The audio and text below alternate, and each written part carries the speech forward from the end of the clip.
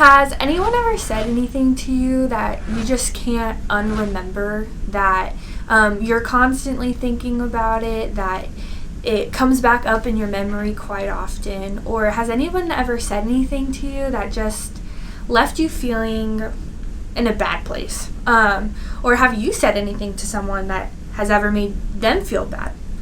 Well, today we're going to go ahead and continue our series that we're doing in James, A Faith That Works. Today we're going to be talking about a faith, how we can demonstrate our faith is through our words.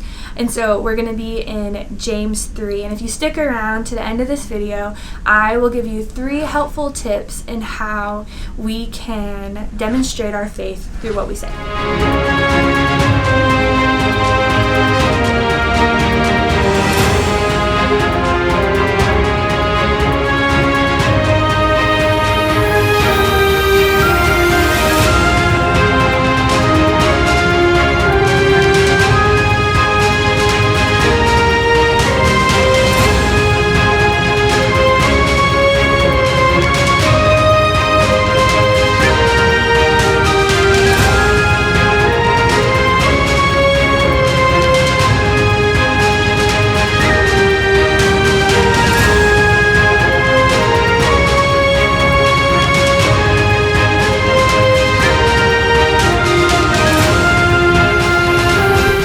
So we are in James 3. We're going to be reading verses 3 through 12. And so the beginning of James, remember James is written by James, Jesus' half-brother, and he's just kind of giving some helpful tips of what it looks like to demonstrate our faith. And so he, in the beginning, is talking to some teachers that are basically preaching, but they're not necessarily doing what they say they're preaching. And so he's kind of calling out a little bit, maybe a little bit of hypocrisy here.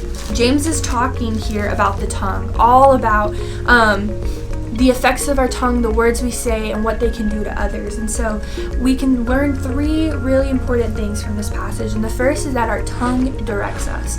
And so we get to see here that he uses an example. And so I think James might have learned from his brother, Jesus, that people really love illustrations, love to be able to understand points by pictures. And so James does that for us. He says, if we put bits into the mouths of horses so that they obey us, we guide their whole bodies as well. And so a bit, which I didn't grow up around horses, so I didn't know, but I looked it up.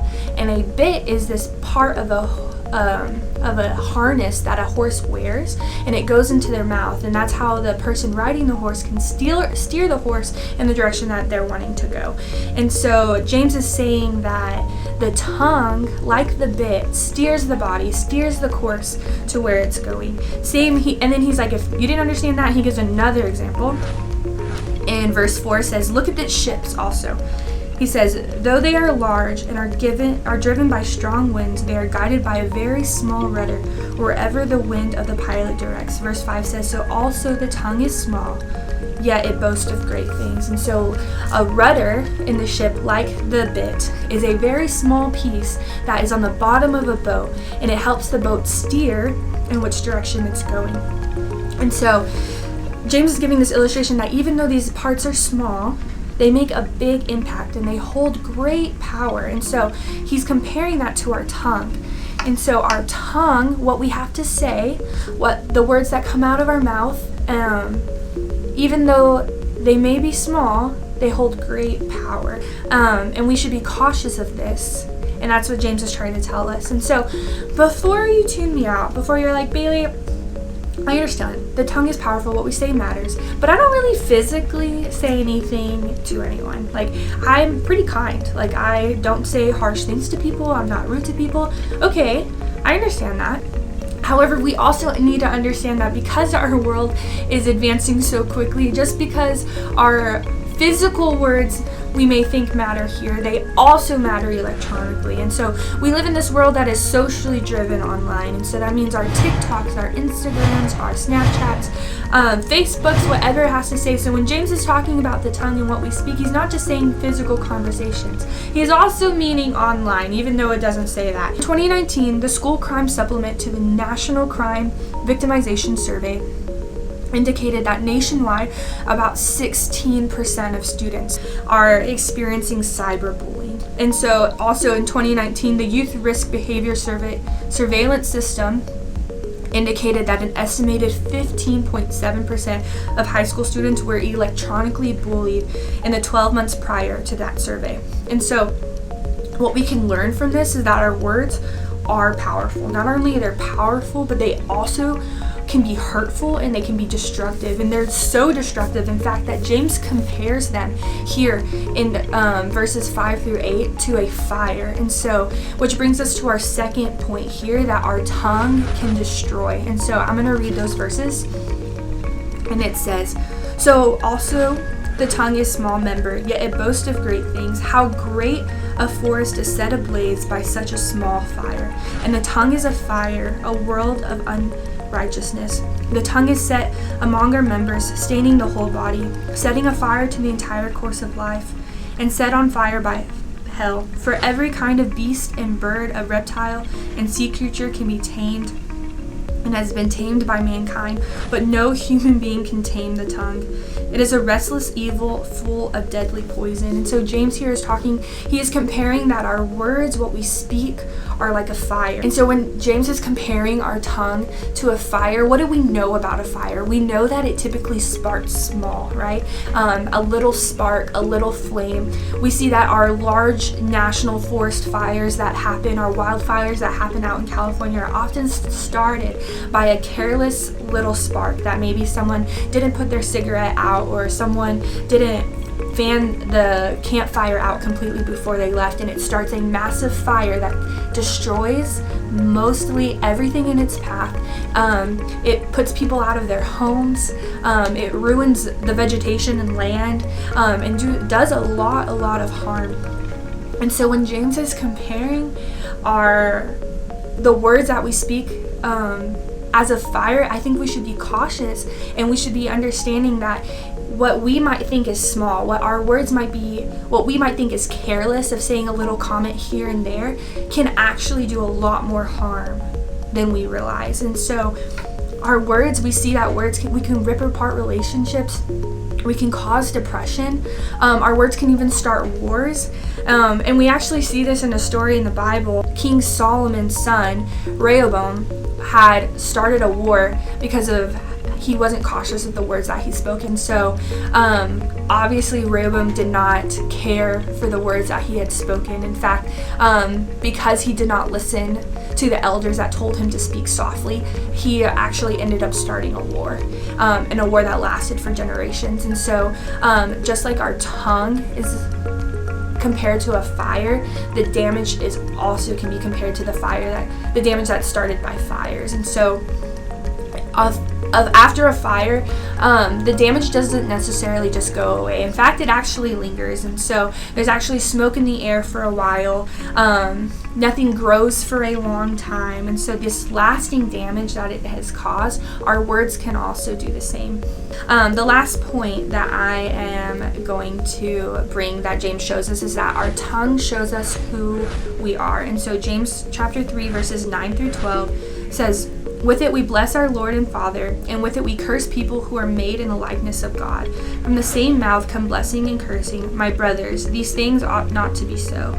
Does a spring pour from the same opening both fresh and salt water? Can a fig tree, my brothers, bear olives, or a grapevine produce figs? Neither can a salt pond yield fresh water." And so James is using these illustrations again to show 3 rhetorical questions about how can we curse people with our words from the same mouth that we bless the Lord with. And so I think of a situation, especially when you come often home from church. I am guilty of this. As I'm driving home, so if you are driving, then you might relate to this story. As I'm driving home from church, so I just was at church, I blessed the Lord, I worshiped, I praised, I spoke about him, and I get in my car and I'm driving and someone cuts me off. And what are the words that come out of my mouth? Not kind things. And so I feel convicted when I read this part of James, because oftentimes that's the case of our lives is that we are cursing people with the same words that we're blessing. And so James is trying to explain to us that whatever is going on in the inside of our hearts is a reflection of what is coming on the outside. And so some things for us to be aware about is, what are we doing when we're stressed? What are we saying to those people around us when that happens? When our emotions are elevated, what is coming out? When I'm aggravated, or when you're aggravated, annoyed, angry, like what is the action that comes out? Is it kindness? Are you blessing those people, or are you cursing those people? Because James is saying that we cannot do that.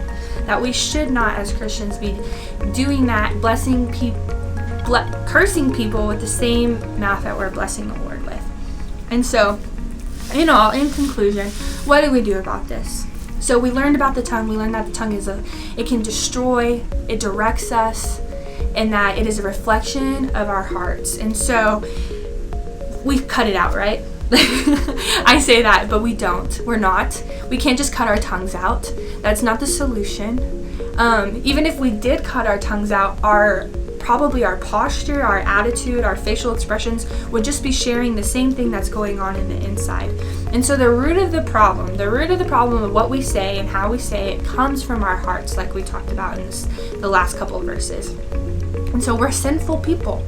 The key to our hearts, actually David says it best in a song, is that he asked the Lord to give him a clean heart. And so when we're noticing that what's coming out of our mouth is not something that the Lord would deem great, we should be like David, asking the Lord to renew our hearts, to have a clean heart. Okay, the second point is that we can ask God to control our mouths. And so verses 8, we see that, but no human being can tame the tongue. And so we see that only the Lord is able to tame the tongue, and that there's nothing in our human power that we'd be able to do without the Lord in that area. And so as David asked a clean heart, we should also be asking the Lord to control our tongue if that is something that we are struggling with. And so I think the last thing that we can also ask is something very practical, but something very simple-minded, is that we should maybe think before we speak. And I think thinking before we speak can do a lot more good than it can do harm. And so when you're thinking before you're speaking, you're actually thinking about the things that are coming out of your mouth. You're not quick to speak. You're not quick to give a comment here and there, that you're actually identifying what is coming through your brain, saying, is what I'm saying hurtful, or is what I'm saying good? Is what I'm saying gonna damage something, or is what I'm saying going to be useful? And so for asking ourselves those questions, I think that we can be more mindful and have a more kingdom mindset when we are speaking to others. And so that's all I have for y'all today. Thank y'all for joining us. Hey, what's up, friends? My name is Nick. So excited to have you join us for this video. And we just want to let you know that we are a local church in the DFW, Dallas-Fort Worth area. And if you're local to here and you're in 6th grade through 12th grade, we would love to invite you to come check us out Wednesday nights in person or Sunday mornings. But if you're not, or if you're just not ready to do that, we also want to let you know that we love interacting with you here online. So whether it's these long form videos or some of our YouTube shorts, or hang out with us over on TikTok or Instagram, we are hoping to provide inspirational, creative, fun, silly content every single day, ultimately all with the aim of helping you take meaningful next steps in your faith to Jesus. If there's any way and anything, any prayer that we can offer for you as a pastor, we would love to invite you to do that. Hit us up in the DMs or shoot us a message some way, somehow. Until next time, thanks for hanging out. Thanks for watching this video. We're excited to be with you.